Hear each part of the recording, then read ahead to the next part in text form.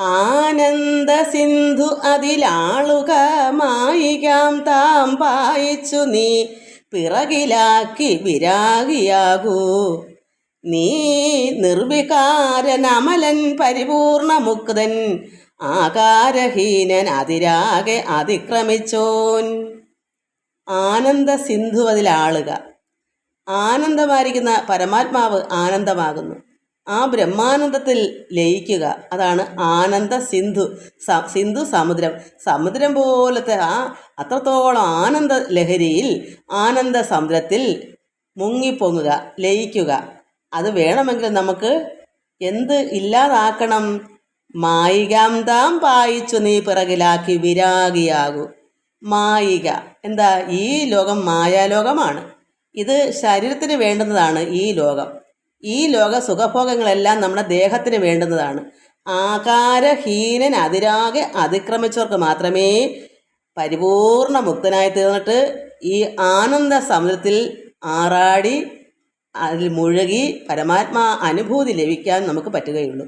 അതുകൊണ്ട് മായികാം താം പായിച്ച് നീ പിറകിലാക്കുക, വിരാഗിയാകൂ. ഈ രാഗങ്ങൾ എന്താ? ഈ ലോകത്തിലുള്ള ആഗ്രഹങ്ങളെല്ലാം നമ്മൾ ഇല്ലാതാക്കുക. ആഗ്രഹങ്ങൾ വെടിഞ്ഞാൽ മതി. ആഗ്രഹങ്ങൾ ഒന്നിലോടും വേണ്ട. നേരെ വരുന്നതെല്ലാം നമുക്ക് അനുഭവിക്കാം. ആഗ്രഹങ്ങളെല്ലാം വെടിയുമ്പോൾ എന്ത് വരും? ജയിക്കാം. ഈ ലോകത്തിൽ നിന്ന് നമുക്ക് ജയം കിട്ടും. ഈ മായയെ ജയിക്കാൻ അതിന് നമുക്കുള്ള ആഗ്രഹങ്ങളെ ത്യജിക്കുക, അതിനെ പായിക്കുക, ദൂരെ മാറ്റി നിർത്തുക, എന്നിട്ട് പിറകിലാക്കുക. മുന്നോട്ട് കൊണ്ടുവരണ്ട, പിറകെ നിന്നാൽ മതി. അത് മുന്നോട്ട് ജയിച്ച് വരണ്ട. അതിനെ നമുക്ക് പിറകിലാക്കും. എങ്ങനെ? വിരാഗിയാകുക. ആ രാഗങ്ങളെല്ലാം മാറ്റി ദൂരെ നിർത്തി വിരാഗിയാകുമ്പോൾ നമുക്ക് എന്ത് വരും? നീ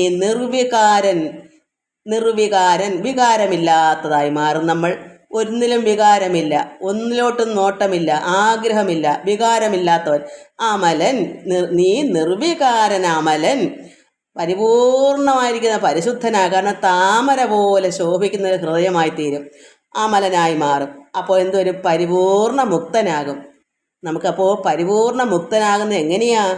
നിർവികാരൻ അമലൻ, വികാരമില്ലാത്ത പരിശുദ്ധമായിരിക്കുന്ന ഒരു ഹൃദയമാകുമ്പോൾ നമ്മൾ പരിപൂർണ മുക്തനാകും. അപ്പോൾ ശരീരത്തിൽ നിന്നുള്ള ആഗ്രഹമാണ് ഈ ലോകസുഖങ്ങൾ. ആകാരഹീനൻ അതിരാകെ. ആ ശരീരത്തിന് വേണ്ടുന്ന ഈ സുഖഭോഗങ്ങളെല്ലാം അതിൽ നിന്നെല്ലാം ജയിക്കുക, അതിക്രമിക്കുക. അത് വേണ്ട, അതിനെ പിറകെ നിർത്തുക, അതിനെ ദൂരെ മാറ്റി നിർത്തുക. അങ്ങനെ അതിൽ നിന്ന് നമുക്ക് മുക്തനാകുമ്പോൾ നമ്മൾ വികാരമില്ലാത്തതും അമലനാകും. പരിശുദ്ധമായിട്ട് പൂർണ്ണ മുക്തനായി തീരുമ്പോൾ എന്ത് വരും? ആനന്ദ സിന്ധുവതിലാളാം, പരമാനന്ദത്തിൽ ലയിക്കാം. ബ്രഹ്മാനന്ദ അനുഭൂതി നമുക്ക് കൈവരിക്കാം. അത് അങ്ങനെ പറ്റത്തുള്ളൂ. എല്ലാത്തിൽ നിന്നും വിരാഗിയാകണം, മുക്തനാകണം. ഈ ലോക സുഖഭോഗങ്ങളെല്ലാം പിറകിലാക്കണം. നേരെ വരുന്നതെല്ലാം നമുക്ക് അനുഭവിക്കാം. പക്ഷേ ഒന്നിലോട്ടും ആഗ്രഹം വേണ്ട. വികാരമില്ലാത്തവനായിരുന്നാൽ മാത്രമേ പരമാനന്ദാനുഭൂതി നമുക്ക് കൈവരാൻ പറ്റൂ. ഈശ്വരൻ ആനന്ദമാകുന്നെങ്കിൽ നമുക്ക് ആ അനുഭൂതി ബ്രഹ്മാനന്ദം അനുഭവിക്കണമെങ്കിൽ ഈ ലോക ചിന്തയിൽ നിന്നെല്ലാം നമ്മൾ വിടുതൽ നേടണം, വിരക്തനാകണം. അതാണ് വിരാഗിയാകുക. നമുക്ക് രാഗമില്ലാത്തവനാകുക. അപ്പോൾ നമുക്ക് അമലനായി പൂർണ്ണാനന്ദം അനുഭവിക്കാൻ പറ്റും. അതാണ് ഈ ശ്ലോകത്തിൽ പറയുന്നത്. എല്ലാവർക്കും നമസ്കാരം.